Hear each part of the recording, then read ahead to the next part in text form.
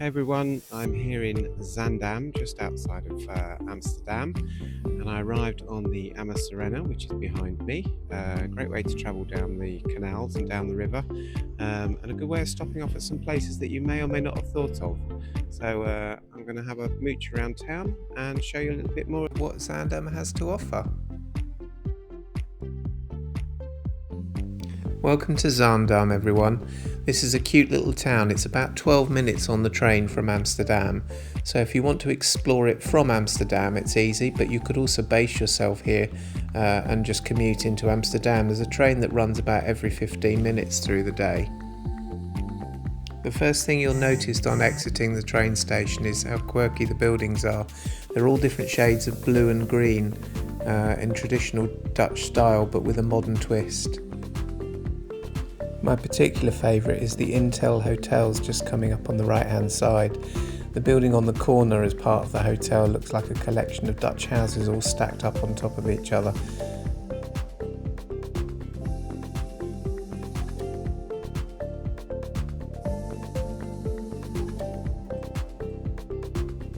This whole area around the station was redeveloped between 2003 and roughly 2015.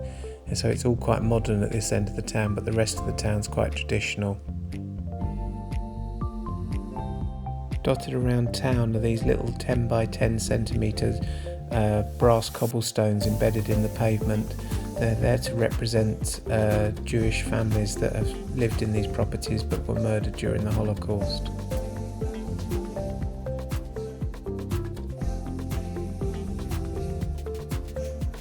In 1697, Tsar Peter I of Russia spent some time in Zaandam, where he studied shipbuilding. He stayed in a little wooded house, but had to leave as he attracted too much attention from the local population.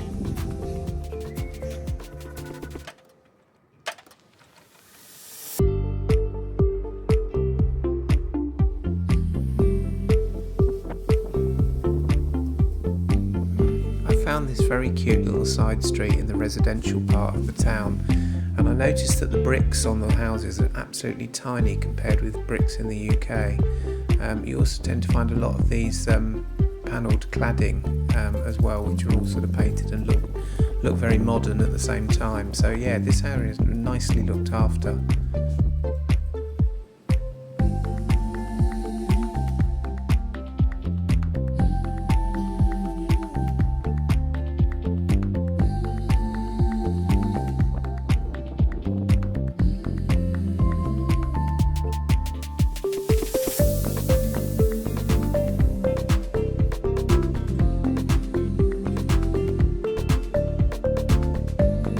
One thing that you never run out of seeing in this part of Europe is the bicycles. They pop out from all over the shop, so yeah, it's a great way to travel, especially as everything's so flat here in the Netherlands. I particularly like the cuckoo clocks hanging on the end of this house. Actually, this house in particular I quite liked, with a couple of mopeds and bicycles and everything. I reckon whoever lives there has got a bit of character about them.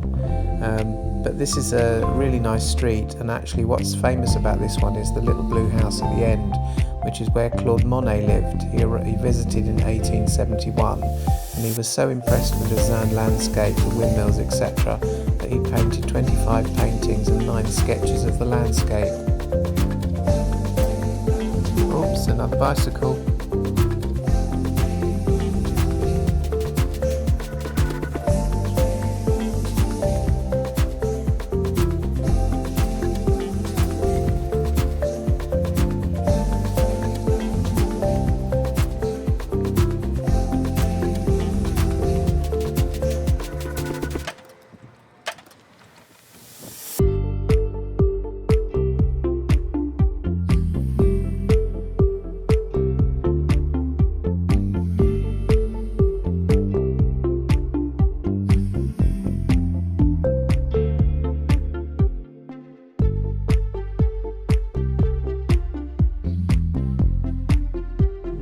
I found this great little square, plenty of bars, plenty of cafes and restaurants. Ideal location to have a coffee, watch the world go by and people watch.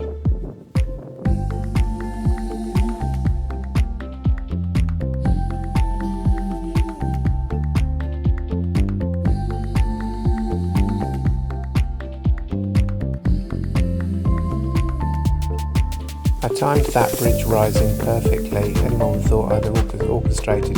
Sorry about the finger, but this is the lock going up for the boat, the canal boat coming through.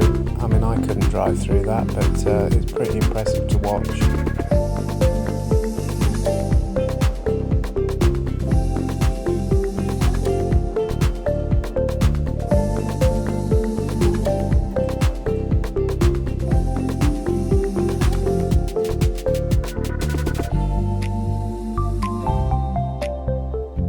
Dutch Golden Age, Zaandam served as a large milling centre.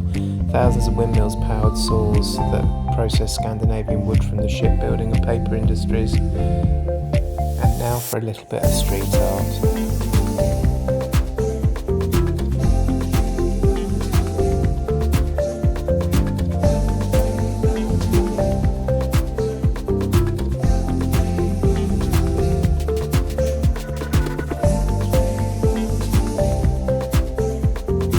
That's me done for today. I hope you enjoyed the video. If you did, please give me a big thumbs up and subscribe, plenty of comments, and share with friends and family. And that's it. See you on the next video.